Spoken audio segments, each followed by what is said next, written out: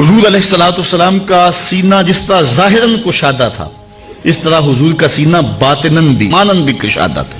اور کتنا کشادہ تھا، ایک روایت دیکھیں، حضور فرماتے ہیں رأیت ربی عز و جل فی احسن صورہ، میں اللہ کو احسن صورت میں دیکھا۔ قال فیما یختصم الملأ الاعلی، ارشاد فرمایا کہ یہ فرشتے کس بات پہ بحث کر رہے ہیں؟ قلت انت عالم، میں نے کہا مالک تو بہتر جانتا ہے۔ قال فوضع کفہ بین کاتفی، تو اللہ تعالیٰ نے اپنا دست کرم میرے دو کندھوں کے درمیان رکھا۔ دست کرم، دست قدرت، یہ متشابہات میں سے میرے دو کندھوں کے درمیان رکھا۔ پھر کیا ہوا؟ فوجدت بردہا بین صدیی، اس کا دست قدرت یہاں آیا، ٹھنڈ میرے سینے میں پڑے۔ پھر کیا ہوا؟ فعلمت ما فی السماوات و ما فی الارض، پھر زمین آسمان کے اندر جو کچھ تھا سب کچھ میں نے جان لیا۔ اتنا کشادہ ہو گیا حضور علیہ السلام کا مبارک سینہ۔ حضور کے سینہ اطہر میں حضور علیہ السلام کا قلب اطہر تھا۔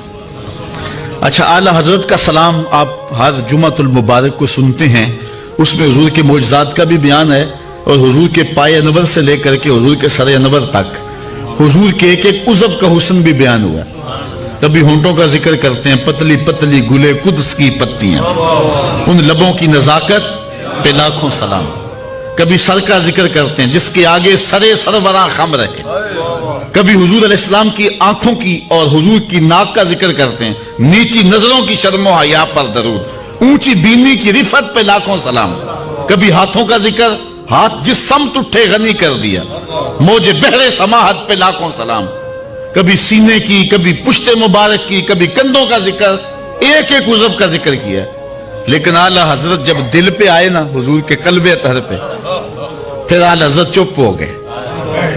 پھر قلم نے جنبش کی تو میرے امام نے لکھا، دل سمجھ سے ورا۔ ہر عضو کا کوئی نہ کوئی قصیدہ میں نے لکھا ہے، لیکن اب دل کے بارے میں کیا لکھوں؟ دل سمجھ سے ورا، مگر یوں کہوں غنچائے راز وحدت پہ لاکھوں سلام۔ جب شک صدر ہوا نا حضور کا اور قلب اطہر نکالا گیا اور آب زمزم سے غسل دیا گیا، جس سال حضور جب معراج پہ جانا تھا، تو جبریل امین نے 2 لفظ کہے تھے حضور کے قلب اطہر کے بارے میں، وہی لفظ ملتے ہیں حضور کے دل کے بارے میں، اللہ اکبر۔ وہ بیان کرتے ہیں، امام بدر الدین عینی نے عمدۃ القاری شرح صحیح بخاری میں وہ لفظ لکھے ہیں، جبریل نے کہا واہ واہ قلب وکیع فیہ اذنان سمیعتان و عینان بصیرتان، واہ واہ کیسا دل ہے جس میں 2 آنکھیں ہیں جو دیکھتی ہیں اور 2 کان ہیں جو سنتے ہیں۔ اسی لیے فرمایا صحابہ اپنی صفیں سیدھی رکھا کرو، مت سمجھو کہ میں صرف آگے دیکھتا ہوں، جس طرح آگے دیکھتا ہوں میں پیچھے بھی دیکھتا ہوں، میں تمہارے رکوع بھی دیکھتا ہوں اور دلوں میں پیدا ہونے والے خشوع بھی دیکھتا ہوں۔ اور اقبال کہتا ہے چشم تو بی نندائے ما فی الصدور، اے فروغت صبح آثار و دہور، چشم تو بی نندائے ما فی الصدور، تیری نظر تو سینوں کے چھپے راز بھی دیکھتی ہے۔ تو یہ اللہ نے اپنے محبوب کے دل کو وہ نور دیا ہے۔ حضور نے فرمایا، حضرت عائشہ سے روایت ہے، تنام عینایا ولا ینام قلبی، میری آنکھیں سوتی ہیں دل نہیں سوتا رہتا۔ اسی لیے ہماری نیند وضو توڑ دیتی ہے، نبی کی نیند وضو نہیں توڑتی، اس لیے کہ دل تو جاگ رہا ہوتا ہے حضور کا۔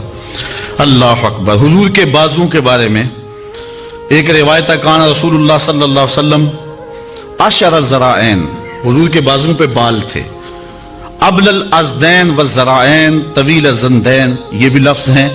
اور ایک روایت میں کان رسول اللہ صلی اللہ علیہ وسلم عظیم الساعدین، یہ حضرت ابو ہریرہ سے مروی ہے کہ حضور علیہ السلام کے مبارک بازو عظیم تھے۔ اور اعلی حضرت فرماتے ہیں جس کو بارے 2 عالم کی پرواہ نہیں، ایسے بازو کی قوت پہ لاکھوں سلام۔ حضور نے کنکر پکڑے اور کافروں پہ پھینکے، شاہت الوجوہ اللہم ارعب قلوبہم وزلزل اقدامہم، تو خدا نے کیا کہا وما رمیتا اذ رمیتا ولکن اللہ رما، اے محبوب یہ جو کنکر تو نے پھینکے یہ تو نے تو نہیں پھینکے، یہ تو میں نے پھینکے۔ ذرا غور تو کیجئے، لوگ جدائی ڈال رہے اللہ اس کے رسول میں۔ اللہ کہتا ہے محبوب یہ جو کنکر تو نے پھینکے، یہ کنکر جو تو حضور نے پھینکے ہیں نا، پھر کہا تو نے نہیں پھینکے، یہ میں نے پھینکے۔ ذرا غور تو کیجئے اس پہ۔ یہ جو کنکر تو نے پھینکے یہ تو نے نہیں پھینکے، یہ میں نے پھینکے. وما رمیت اذ رمیت ولکن اللہ رمی. ہمارے استاد فرمایا کرتے تھے کہ لوگوں کو غلطی لگ گئی ہے دین سمجھنے میں. ہم یہ نہیں کہتے کہ اللہ اس کے رسول کی ذات ایک ہے. اگر یہ کہیں گے تو کافر ہوں گے، یہ نہیں کہتے.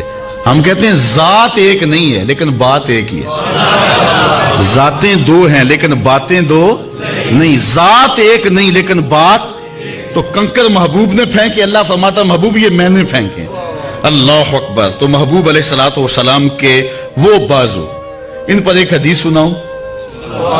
ایک ظاہری حسن ہے نا بازو کا، اور ظاہری لمبائی ہے کہ موزونیت کے ساتھ حضور علیہ السلام کے مبارک بازو لمبے تھے، لیکن اس کا ایک اور مانوی قد بھی ہے. اور حضرت عبداللہ ابن عباس بیان کرتے ہیں، کہتے ہیں نماز پڑھائی حضور نے، نماز پڑھاتے پڑھاتے حضور نے ہاتھ آگے کیا، بخاری کی روایت ہے، پھر پیچھے کر لیا، سلام پھرا تو صحابہ نے پوچھ لیا حضور آج آپ نے نماز پڑھاتے پڑھاتے ہاتھ آگے کیا پھر کھینچ لیا.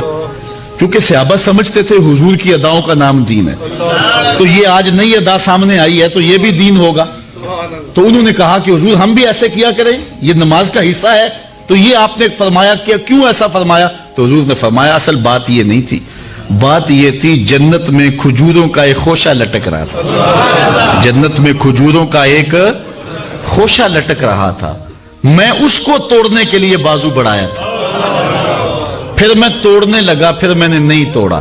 اور اگر میں توڑ لیتا تم دنیا کے ختم ہونے تک کھاتے رہتے، ختم نہ ہوتا. اب جنت کہاں ہے؟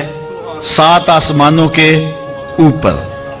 پہلے آسمان تک جانا ہو، عربی تازی گھوڑا ہو، بغیر کسی رکے ہوئے 500 سال تک دوڑے تو پہلے آسمان تک پہنچے. پھر اتنی ہی موٹائی، پھر 2 آسمانوں کے درمیان فاصلہ، پھر دوسرا، پھر تیسرا، پھر فاصلہ، پھر کہیں جنت. جنت کا درخت بھی ایک 500 سال کی اونچائی پہ ہوتا ہے، اور حضور نے یہاں سے ہاتھ اٹھایا اور وہاں پہنچا دیا. وہاں تک جا سکتا ہے